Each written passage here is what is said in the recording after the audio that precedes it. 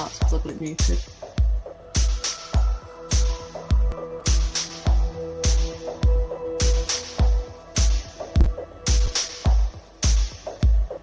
Welcome, everyone.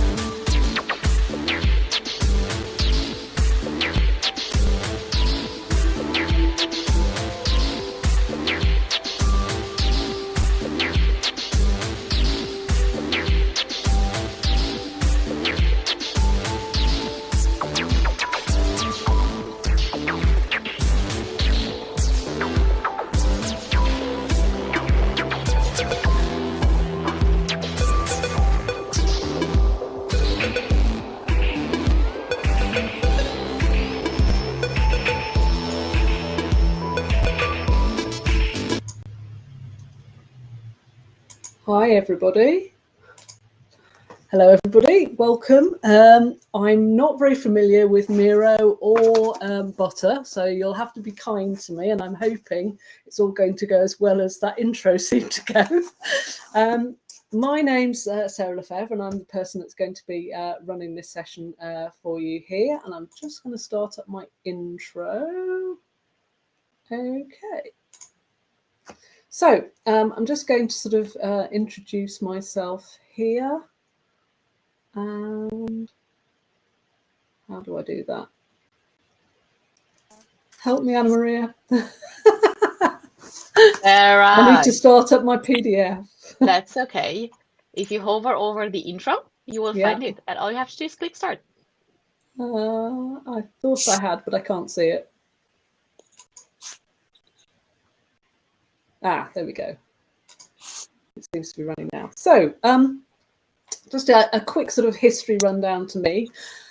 My name's Sarah. About 25 years ago, I used to train people in using web design and graphic design tools. That was mainly Dreamweaver and Photoshop. And then one day, one of my clients asked me if I would join him on tour, as he put it, around the UK, visiting various sites in their business, running creativity and innovation workshops. Now, I was pretty good at the job that I had at the time, and it paid me pretty well. It allowed me to be comfortably self-employed, let's say. So I had to think quite carefully about this new step. So it wasn't just a delivery gig. The two of us had to create this whole program from scratch, and there were going to be 2-3-day programs for the people we were talking to. So it was quite a large-scale thing. And one of the other problems was he hadn't entirely convinced his employer, the business that we were working within, his employer, my client, that this was the approach to take. Now, fortunately, I was taking a coaching qualification at the time. And so as a result of that, I had my own coach. And this was also somebody who I knew quite well, not that well, not too well, because they were my coach, obviously, but well enough because we sort of went to various gaming groups together. We were into Dungeons and Dragons and various other RPGs and so on. So they helped me sort of like talk through this decision, and as a result kind of talked me into taking this gig on, but also helped me to see how I could create a really, really impactful kind of experience for the learners that I was proposed to be working with by using games. And that pleased me no end. You can probably have a quick look at behind me and see that games are kind of my thing, and have been since I've been very young. So what happened then was that 6 weeks later, I then delivered my very first proper games-based learning session. And we created a central game experience based around making a hit record, which was quite good fun. So I was pretty much hooked. I then kind of decided that games-based learning was going to be my thing. And this was kind of, as I say, about 25 years ago. So games-based learning, although arguably it's existed forever, was kind of the new kid on the block. And there were lots and lots of people as a result who were really, really, really keen on the idea, very excited about the possibilities and what might come out of it. And I got to meet a lot of people who I can only really describe as creative geniuses, and I'm still talking to those people now, who use games in all sorts of really exciting and amazing ways. However, some people, because of the newness of the whole thing, were less convinced. And unfortunately, quite a lot of those people were the people we wanted as clients. So games-based learning was sometimes a really, really hard sell. So I took the only sort of option that I could take at the time, and I went back into doing what you might think of as a proper job. So I swapped the vagaries of self-employment for a regular salary. I was still working in games-based learning, fortunately, but it now had a specific focus on financial training. So I was nice and secure, but it really wasn't right. It wasn't really going the way I wanted it to do. I wasn't actually that interested in creating learning, games-based or otherwise, that was just about making money. And I also had at the time a couple of ethical wobbles about some of the clients we were working with at the time. And so I moved again. And this time I was creating learning for organisations around sustainability. So still the same audience, if you like, the corporate audience, which I love and I've always loved. But we're talking to them about something that mattered a lot more to me, about the climate, about environmental and business sustainability, about ecosystems and so on. But there was still a problem, and the problem was that although the learning that we were creating and that I was helping to create had a lot of really immediate impact, and moved people a lot about, the plight of the planet and so on, it somehow just didn't stick. It didn't stick around once people got back into business as usual. And in particular, the thing that really bothered me about it was we were talking to people who potentially had enough clout and enough money and enough power to actually get some real stuff done. But the innovation that should have happened back in the business just wasn't happening. And this bothered me quite a lot. So it's time for me to go back on my own again. And this time, my first focus was to try and get to the bottom of why this didn't work, why we were creating impactful learning that emotionally moved people, but it didn't convert into something that actually created real business impact. So I went about creating a new systemic games-based learning approach. I'm not going to talk to you about that today, but that was the thing that started it off. And a lot of what I am going to show you today is based in the principles that I learned as a result of working through that. I also got to create a play box full of games and card decks, and I started Ludagogy magazine, which some of you may know, I hope, which is an online resource which explores all things games-based learning, gamification and gameful design. And that's pretty much taken up the last 4 years of my life, is doing those things. This last year in particular, and this is the reason why I'm talking about the fantastic and the fabulous today, has been very, very full of the fantastic and fabulous. And in particular, I've created a number of new card games and board games, all with a sort of fantastic and fabulous theme. And 2 of those you're going to see today, 2 card decks you're going to see today. But the challenges don't go away. My current challenge is all self-inflicted, I'm afraid. And it's because I'm dipping my toe into crowdfunding this summer with one of the decks that you'll be looking at today. So I hope that playing with the decks today will have you looking forward to that when it all launches. But what I would like to say is that I'm really, really happy to be here today and have been asked to share the fantastic and fabulous with the Butter community. So thank you very much for having me. So with no more ado, I shall just open this up. Okay, so this is, I just want to introduce you now to one of the exhibits in the Museum of Impossible Objects. You'll meet some more of these later. Now, this is a book of exhibits, and it normally sits quietly in the museum, but it behaves in quite a peculiar way. As you wander around the museum looking at the other exhibits, the book uses the psychic field of the museum to put questions in your mind. And your thoughts and answers end up as stories in the book's pages.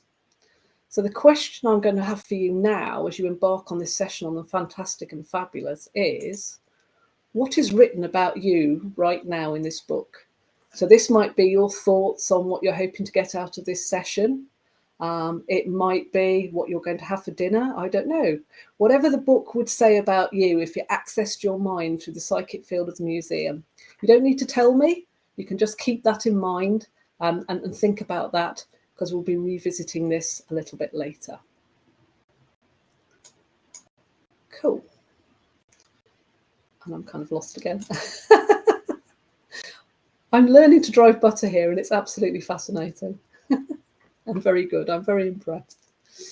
So I want to talk a little bit about the fantastic and fabulous and my interest in it particularly. And then I won't keep you too long, and then I'll let you get on with playing with the 2 card decks that I've got for you today. And for some reason that's started some way in. Let me go back to the beginning. Okay, so I want to start out with a quote from Salman Rushdie. Man is the storytelling animal, the only creature on earth that told itself stories to understand what kind of creature it was. The story was his birthright and nobody could take it away. So this sums up really quite well, I think, why stories are so engaging to us. But more than that, there's a deeper idea that we tell stories not just because they're fun or because we like them, but because we need stories to explore who and what we are. In other words, stories are tools for learning. And I find that even bad stories grip us. How many times have you sat through a really, really terrible film just because you needed to know what happened at the end? And I'm really hoping that the answer to that is going to be more than once. Otherwise, I'm going to have to face the possibility it might be only me that does this, and that maybe I'm the only person on earth that knows what happens at the end of Thor: The Dark World. So welcome to this session. And by the end of this, I'm hoping that you will have answers to the most important question of all, the question that I asked in the film asked in the introduction, which is, and then what happened? So as well as being a storytelling animal, it's often claimed that humans are wired for God. And there's a very interesting book that I once read with that very title. And that the idea being that we are somehow genetically and neurologically predisposed to spirituality. The jury's pretty much still out on this one. There's, neuroscientists who think this is the case and other neuroscientists who think it isn't. But it's certainly notable that the magical, the religious and the supernatural do seem to have a special place in the history of humanity's attempts to understand and explain the world and to explore what we dream about and what we're anxious about, our dreams and anxieties. So everything from creation myths to natural philosophy and alchemy to the preponderance of UFO invasion movies in McCarthy-era America or radioactive monster movies after post-Hiroshima Japan. And I'll give you a really concrete example of this. While I was preparing for this session, I was struggling a bit to find the right words to kind of explain the power for learning that I found in things like fairy tales, sci-fi, fantasy, and tales of the supernatural. And then I bought a book. I just found a book last week in my local charity shop, and it's a collection of short stories edited by Neil Gaiman and Al Sarantonio. When I got it home, the first thing I did was I read Gaiman's introduction to the book, and I'm not going to read it all, but I'm going to read a little bit that I found in there. So he says, "It seemed to us that the fantastic can do so much more than its detractors assume. It can illuminate the real. It can distort it. It can mask it. It can hide it. It can show you the world you know in a way that makes you realise that you've never looked at it, not looked at it." G.K. Chesterton compared fantastic fiction to going on holiday, that the importance of your holiday is the moment you return and you see the place you live through fresh eyes. So I found this and I just lost it. It's just like, oh my goodness, this has just come along at the perfect time. And it was perfect in a couple of ways, not just because it gave me the words that I wanted to kind of explain how I felt about using the fantastic and fabulous for learning, but also because the way that this incident made me feel when it happened, because it makes very well the kind of wired for God argument. I mean, I've read all of the neuroscience of coincidence. I know that the cognitive biases that are in play when you think when a coincidence happens, but nevertheless, when this thing happened to me, it did feel like magic that the right thing had turned up at just the right time. So I imagine that most of us are here at this learning playground, because we're pretty much convinced that games have something special to offer in the arena of human learning.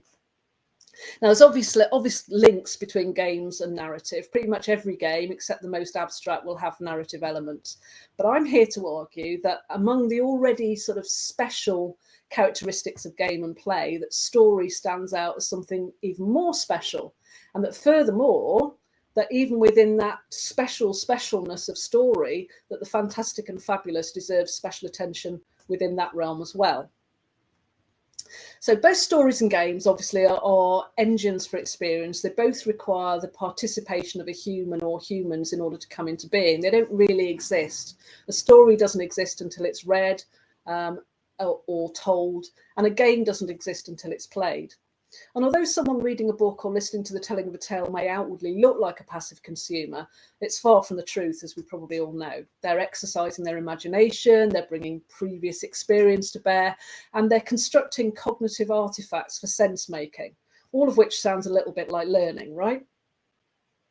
And if you're involved in games-based learning, and particularly in the design of games and play experiences, you're probably well used to analysing and implementing play in a mechanical way. So by that I mean mapping the mechanics of games to experiences which will affect learning. And I believe that we can view and use narrative with or without a game structure in the same way. So we can think about storytelling or stories and storytelling as having mechanics in the same way. So what do I mean by storytelling mechanics? Okay, so first of all, there are narrative structures, and those of you who are paying attention to the intro probably noticed there was the hero's journey going on there, illustrated by, with the help of Midjourney and some inspiration from The Hobbit. But narrative structures, what narrative structures do in terms in a mechanical way is they drive us down well-worn paths. And because we kind of recognize these narrative structures, even if we're not aware of that, we can use them to guide learners in the directions we want to go because they create expectations. And I could give you a few examples of that. Things like the threeness of fairy tales. There's always three brothers or three sisters, three princesses, three tasks that somebody has to carry out. So that threeness is something that we come to expect. The idea of the beginning, middle and end, the alternation of high points and low points in a narrative. There's thousands of these. And on top of that, there's various building blocks of story experiences, which as learning designers, we can use to draw attention to things, to create flow, to encourage participation or decision making, to elicit emotion and so on. There are a few examples of those. One of my favourites, which comes from filmmaking more than storytelling, but it's the same thing, is the MacGuffin. The object that explains why the characters do what they do, even though they has no intrinsic plot value. So the Holy Grail, for example, in Monty Python and the Holy Grail is a good example of that. It doesn't actually figure in the plot, but it explains why all of these knights are riding around. Things like the foreshadowing of Chekhov's gun, the happy or sad ending, the twist in the tale, the ghost in the machine, exposition or the lack of it, all of these things that we can employ as games-based learning designers to create an experience. And together, all of these things, they build experiences. And obviously, there are similarly thousands of different experiences that we can build with these different permutations of storytelling. But with reference to the fantastic and fabulous, there's just a few I just want to mention because they're particularly notable. Allegory is a particularly good one, including satire. And obviously, those are stories which have more than one level of meaning. Most often they're sort of religious or political. Good example of this one is Animal Farm. I remember that being a very, very different experience for me when I read it as a sort of 7-year-old to when I read it as a 16-year-old, and then yet again when I read it as an adult. Analogy, sort of exploring one idea as if it were another. In the museum, which you're going to be playing with very shortly, you'll see how the other, in this case, other races, other genders, other nationalities, etc., can be explored through the idea of an imprisoned ghost in a jar. Hopefully that will become clear when you see it. Archetypes, so simplified representations of concepts, often in the form of characters. But again, these are all sort of building blocks that we've got to play with. And from a learning perspective, there's a couple of things that I could talk about this for hours, but there's a couple of things that I want to draw attention to that I found particularly useful about using the fantastic and fabulous. The first one is using magic.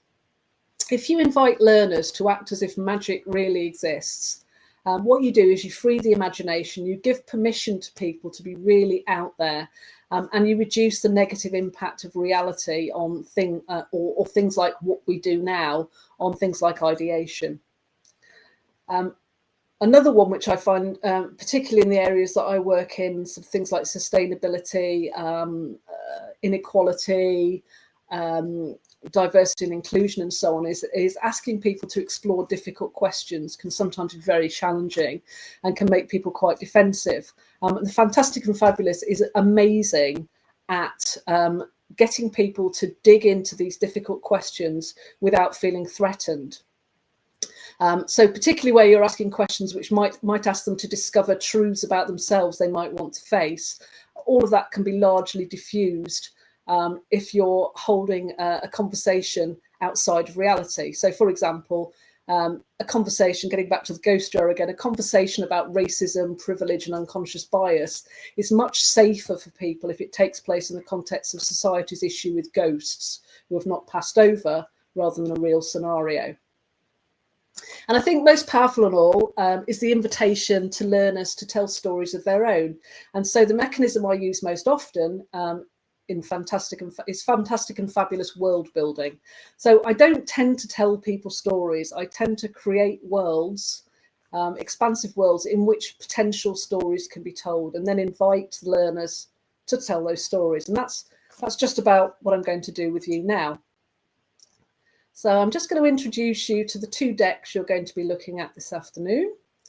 So these two decks are very much an invitation to tell stories rather than being narratives in themselves. So the first one, of which you've met an exhibit already, the Museum of Impossible Objects, it represents some of the exhibits in a mysterious museum. The museum exists in a world where magic exists, where humans are not the only sentient species, where ghosts are an everyday reality and a bit of a nuisance, to be honest, and human technology and fey magic sit side by side, sometimes in single products. The second is a deck which was allegedly discovered in an architectural dig near Area 51. As nothing is known about either the images or the text the card contains, there are several theories as to what the cards might represent, and thus they seem to be very versatile in use.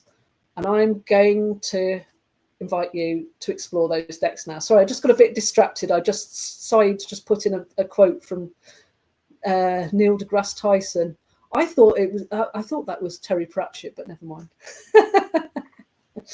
Okay, cool. So I'm going to open it all up to you now. I think you've probably listened to my voice for long enough. And we're going to move to the next bit of the session where I'm going to invite you to play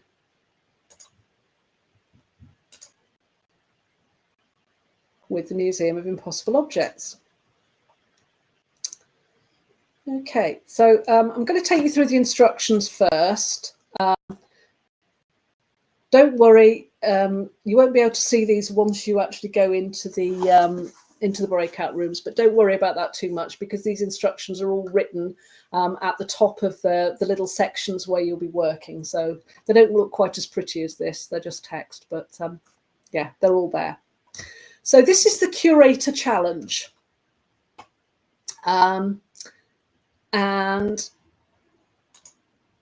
this is how this goes. So basically, you are in charge of creating a new educational exhibit or experience in the museum. So it could literally just be a glass case full of the exhibits that you decide want to go in there, but it could be anything else. So if you want to go to the extent of designing a learning session or writing some flash fiction, basically the world is your oyster. This is your world to build, but you're in charge of creating this new educational exhibit. What I want you to do is to curate up to 5 exhibits, and you will find the exhibits on the Miro board when you join that. Because I can't flip cards on a Miro board, the fronts and backs are 2 separate cards, but you will find the backs below the fronts of the cards on the Miro board. It should be quite obvious which ones go with which. You can use either the fronts or the backs, or both, in your exhibit that you curate. These exhibits, the exhibits that you're going to be curating, they appear together because they have a shared story or because they all address a specific issue. What I want you to tell me or tell each other is what that story is. You can work together or alone as you like and post what you create. So there'll be some areas on the Miro board for you to pull your cards in. There are plenty of copies of each card, so don't worry that you can't take a card because nobody else is going to be able to have it. There's plenty of copies. And yeah, so add new labels, new questions, session outlines for interactive learning experiences, flash fiction, references. You can even make up your own exhibits that don't exist yet. You can say, oh, here's a space that I've set aside for this object that is going to go into my exhibit. The world is your oyster here. So this is your world to build as you wish. Use post-it notes, comments, or anything else you fancy. You probably know how to use Miro better than I do, so you've probably got better ideas on that than I have. So, everybody ready? Cool. In which case, I think I just click this button. Is that right? Maria? Yes, so just a quick heads up, we're going into breakout rooms now. We're working in groups of 5 or 6. The Miro board will be waiting for you in the room with the cards, with the areas, claim a space. Play around, you will find the instructions as well in the room. And if at any given time you have any questions, at the right side of your screen, you have a hand symbol. If you click that, I'll join you in the room to give you a hand or answer any questions. Otherwise, Sarah, do we have 12 minutes? How much time do we have in the breakouts? Yep, I think 12. Yep. Perfect. Then you're good to click start, and we'll see you back in 12 minutes, everyone. Enjoy curating.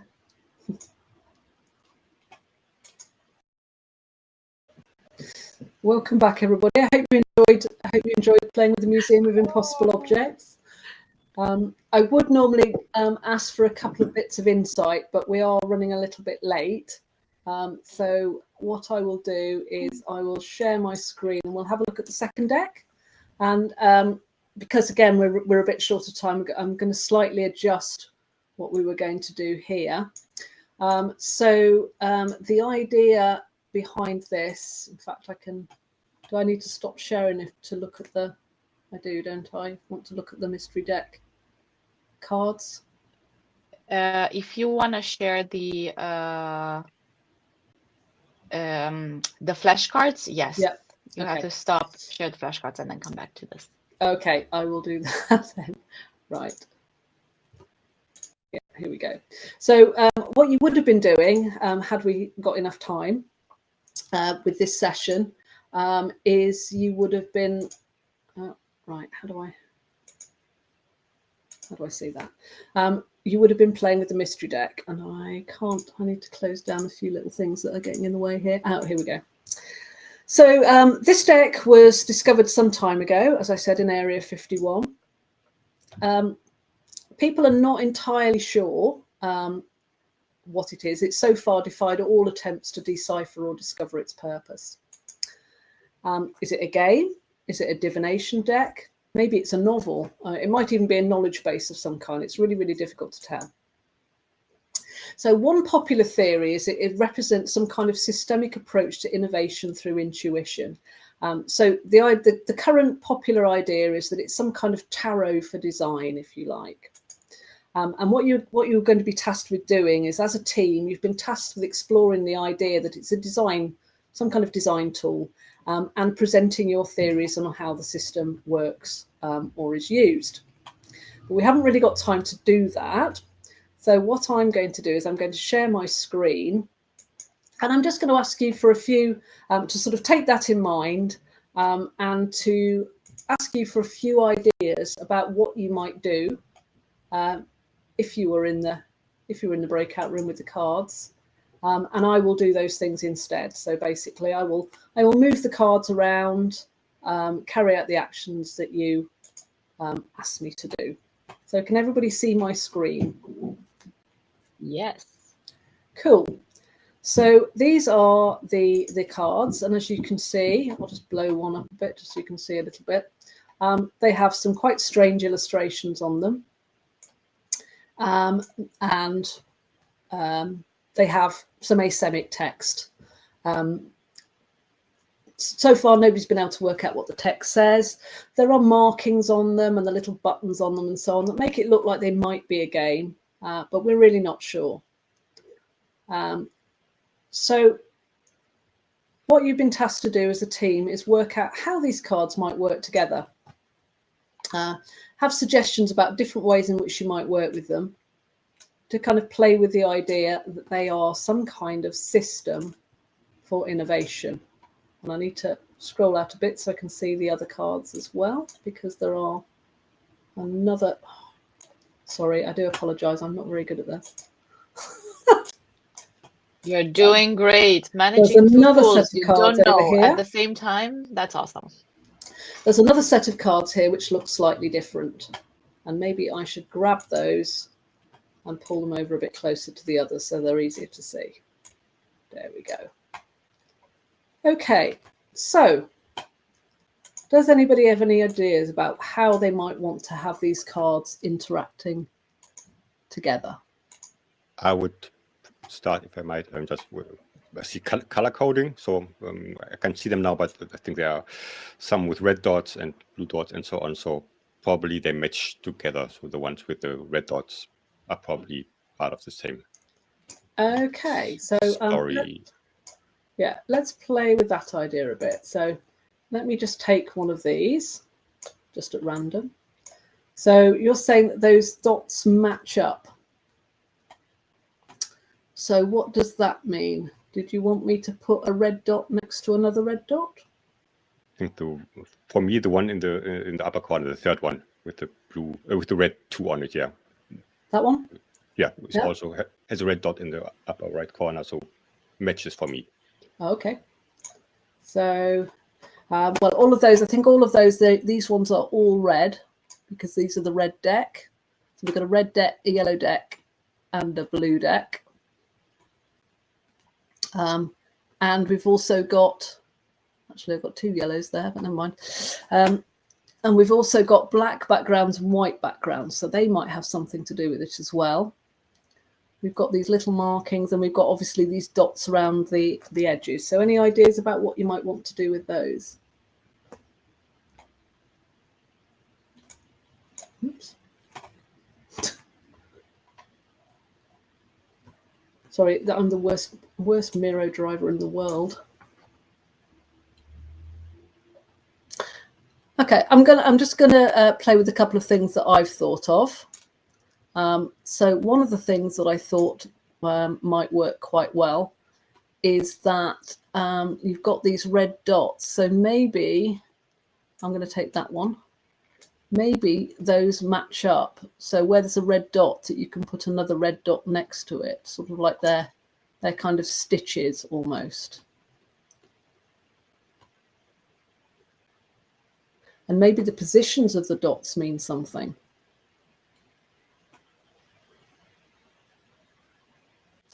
Yeah, I was going to say, is it like navigating? It could be, couldn't it? Should we explore that one a bit further? So what might that mean? I don't know, like 3 steps that way, if there's 3 dots, or like north and south and east and west, or I'm not sure. I'm just, thinking aloud. Yeah. And this is precisely what this deck's for, is that thinking aloud process, because there are no right answers. It's not possible to decipher this deck. It's all about the conversations that you can have. So, for example, because we're running a bit short of time, I'll give you an example of how I've used this deck before and the kind of conversations that have come out of it.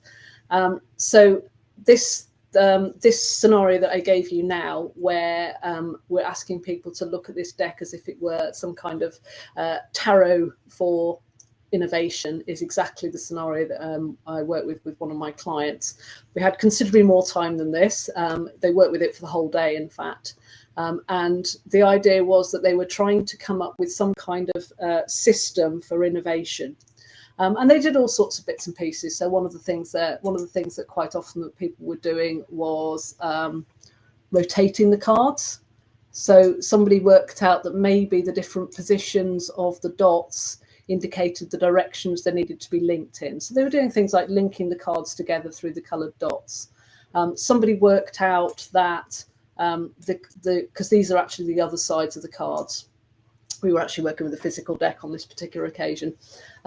That they've got the black and white dots on the other side. Maybe those relate to the black backgrounds and the white backgrounds. So this indicates which cards can go next to the dots on the other side. So that side would indicate that you want to have a black card on that side and a white card on the other side, for example. And then what eventually happened is that people then sort of like, they linked the cards together in a huge map on the table. And then they started to go through this process of actually looking at the pictures and coming up with sort of intuitive kind of explanations for what the cards could mean. But of course, all the time they're trying to shoehorn it into this idea that it's a deck for innovation. And it worked really well. And what we got out at the end of it, somebody asked a question earlier on in the chat about how you bring that conversation back to the real once you've been playing with the fabulous.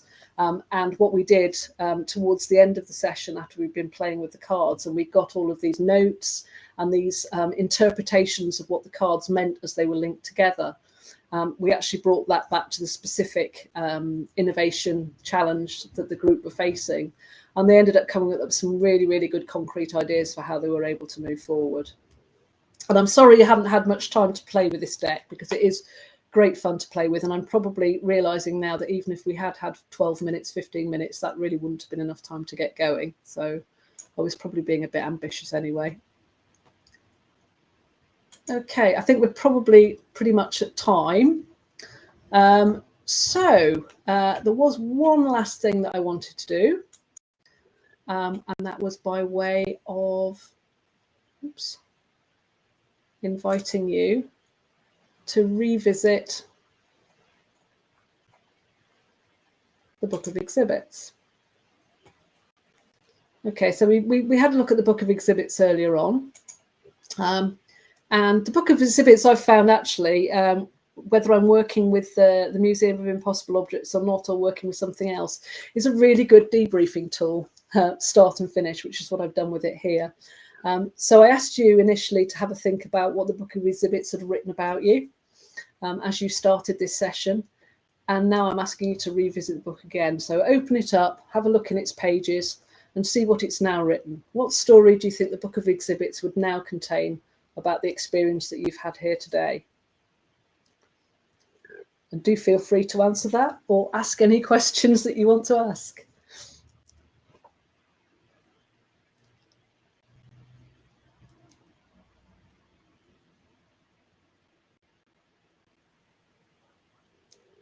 Actually, I had. Do you hear me? Yes, I do. Okay, sorry. At the start, I had a book full of questions about what was in store for me, and actually, at the end here, I feel like I have tasted something, and I want to get more. Oh, good. I'm glad to hear that. Mhm. Yeah. Anyone else?